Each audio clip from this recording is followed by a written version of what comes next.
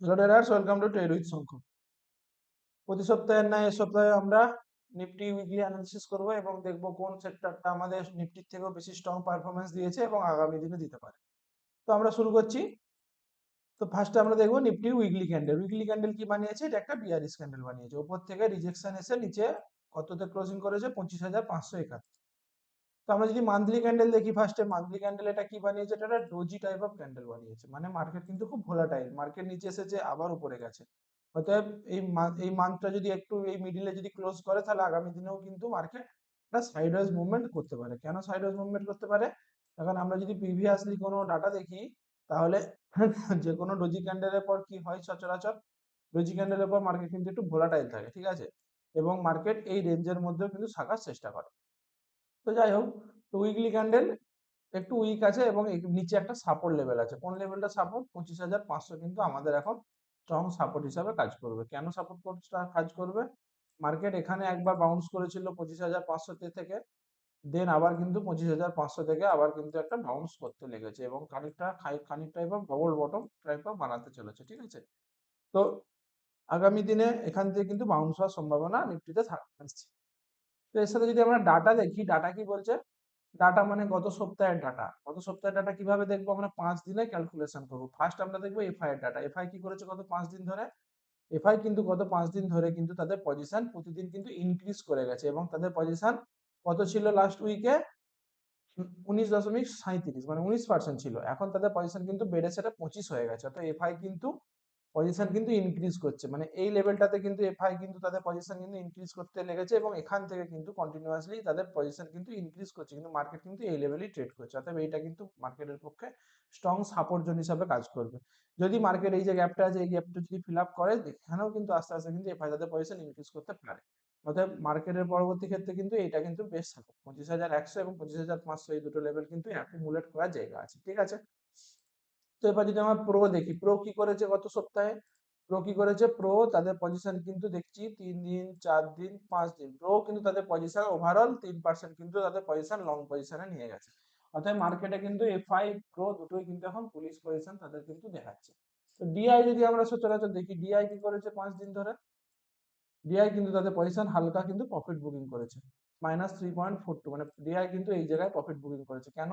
DI সচরাচর কি করে? এই জায়গায় তাদের পজিশন হোল্ড করে। তো যথারীতি ডিআই কিন্তু তাদের পজিশন প্রফিট বুকিং করেছে, আর এফআই আর প্রো কিন্তু তাদের পজিশন ইনক্রিজ করেছে। তো ওভারঅল মার্কেট স্ট্রাকচার যেটা বলছে, স্ট্রাকচার তো বুলিশই আছে।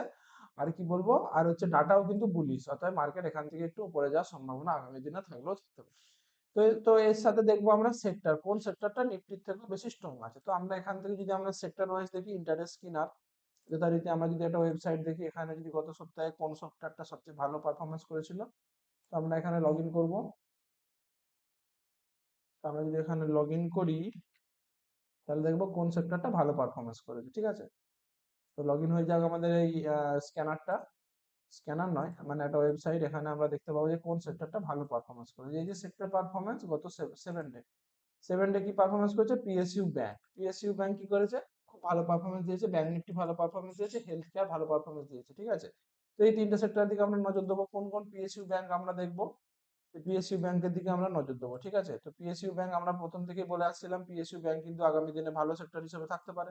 তো যথারীতি পিএসইউ ব্যাংকে কিন্তু আমরা নজর দিতে পারবো। তো আমরা এখন কি দেখতে পাচ্ছি? পিএসইউ ব্যাংক, এই যে আমার একটা টেকনিক্যাল টার্ম এখান থেকে ব্রেকআউট দিয়েছিল এবং অলরেডি কিন্তু পিএসইউ ব্যাংক কিন্তু এখানে কিন্তু টার্গেট তাদের অ্যাচিভ করে দিয়েছে। অতএব এরপরেও কি আরো বাড়তে পারে?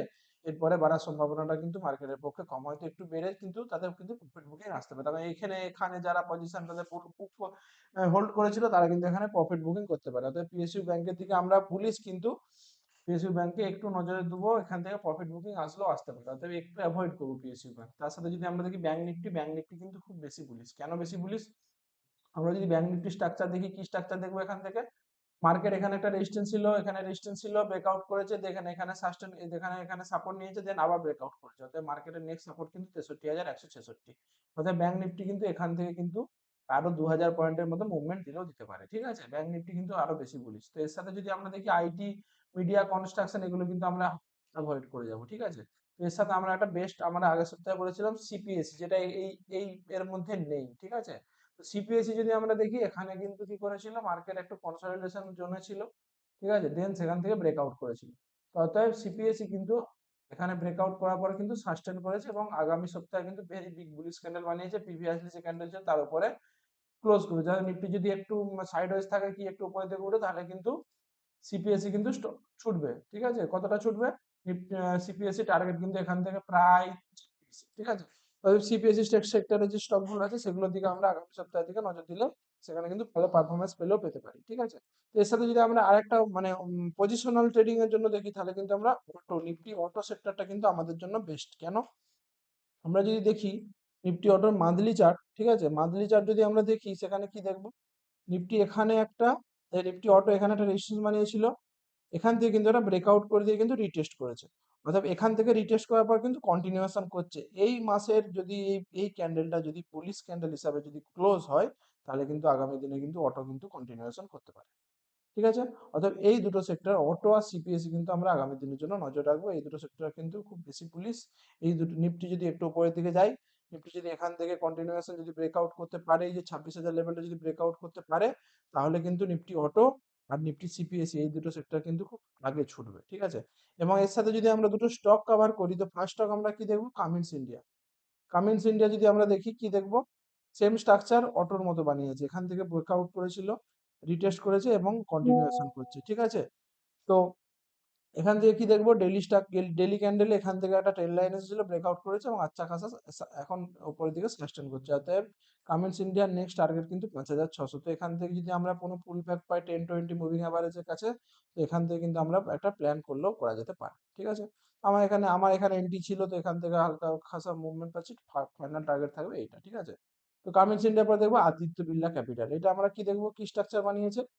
এই যে আমার এখানে রিস্ক রিওয়ার্ড টানাই আছে, এখানে একটা আইপিও অ্যামাউন্ট ছিল, এখান থেকে ব্রেকআউট করেছিল, দেন এটা একটা কাপ অ্যান্ড হ্যান্ডেল প্যাটার্ন উইকলিতে বানিয়েছিল এবং এখান থেকে হ্যান্ডেলের টার্গেটটা দিয়েছিল, দেন এখান থেকে এই টার্গেটটা কি যে সিমেট্রিক্যাল ট্রায়াঙ্গেল।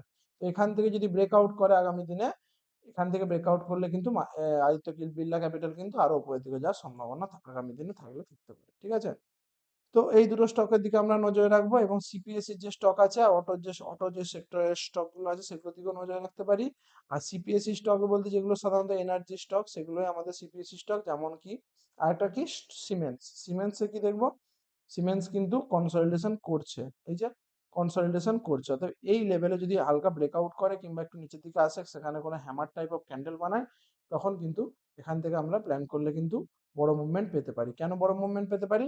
মার্কেট কিন্তু 2025 থেকে প্রায় এখান থেকে কনসলিডেশন করে যাচ্ছে। অতএব এখান থেকে ব্রেকআউট করলে এই যে এখান থেকে যে টার্গেটটা আছে, এই টার্গেটটা কিন্তু আগামী দিনে আমরা অল টাইম হাই কিন্তু পেতে পারি। ঠিক আছে, তো আজকের মতো এই, আমরা আগামী দিনে নিফটি অ্যানালিসিস করব ইন্টারডের জন্য। তো আমাদের ওভারঅল কি দেখলাম আমরা? এক হচ্ছে সিপিএসসি, যেটা আগের সপ্তাহে বলেছিলাম, এবং আগামী সপ্তাহের জন্য কিন্তু সিপিএসসি সেক্টর ভালো পারফরমেন্স হিসাবে দেখতে পারে। অটো, এই দুটো সেক্টর কিন্তু আগামী দিনে ভালো পারফরমেন্স করতে পারে। আর একটা কি দেখবো? এনার্জিও কিন্তু আগামী দিনে ভালো পারফরমেন্স দিলেও দিতে পারে। ঠিক আছে, তো এর সাথে যদি স্টক দেখি, একটা হচ্ছে কামিন্স ইন্ডিয়া দেখবো। কামিন্স ইন্ডিয়া এনার্জির মধ্যে পড়ছে। ঠিক আছে, কামিন্স ইন্ডিয়া আমরা দেখতে পারি। দুই কি দেখবো? সিমেন্টস। এখন যেই সেক্টর বলি সেই সেক্টরেই ব্রেকআউট কিন্তু সাস্টেন করে, আদারওয়াইজ কিন্তু সে সাস্টেন নাও করতে পারে। তো কামিন্স, সিমেন্টস, আর কি দেখবো? তিন হচ্ছে আদিত্য বিড়লা ক্যাপিটাল। আদিত্য বিড়লা ক্যাপিটালে এখনো ব্রেকআউট হয়নি, অতএব আমরা এখনো ওয়াচ লিস্টে রাখতে পারি। যদি ব্রেকআউট করে দেন আমরা প্ল্যান করতে পারি। তো আদিত্য বিড়লা ক্যাপিটাল, এবি ক্যাপিটালেও কিন্তু আমরা নজর রাখলেও রাখতে পারি। ঠিক আছে, এই দুটো স্টক কিন্তু আমাদের ব্রেকআউট করে দিয়েছে এবং উপরের দিকে যাওয়ার চেষ্টা করছে। উপরের দিকে গেলে আমাদের এন্ট্রি, আমাদের রিস্ক রিওয়ার্ড রেশিও মেনে আমরা করতে পারি। ঠিক আছে, কামিন্স আর সিমেন্সও কিন্তু ব্রেকআউট দেয়নি, কিন্তু ব্রেকআউট হওয়ার সম্ভাবনা খুব প্রবল। এখান থেকে ব্রেকআউট দিলে কিন্তু একটা বড় মুভমেন্ট করতে পারে সিমেন্সে। ঠিক আছে, তো এই দুটো স্টকের দিকে আমরা নজর রাখতে পারি। আর অটো সেক্টরের স্টকগুলো যদি আমরা দেখি, এখান থেকে অটো সেক্টরে যদি বলি ভারত ফোর্জ অল টাইম হাইতে ব্রেকআউট করেছে, কিন্তু একটা সমস্যা আছে। কি সমস্যা?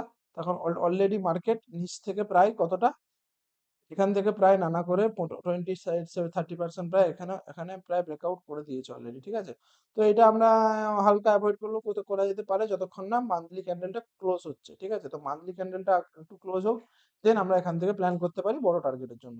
তো ভারত ফোর্জ আছে এখানে। আর কি দেখবো?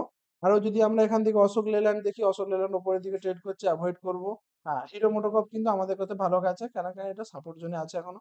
ওই জন্যই বললাম অটো সেক্টর কিন্তু আগামী দিনে স্ট্রং সেক্টর। এটা যদি ব্রেকআউট করে দেন আমরা আমাদের অল টাইম হাই হিরো মোটোকর্পে কিন্তু আমরা দেখতে পারি।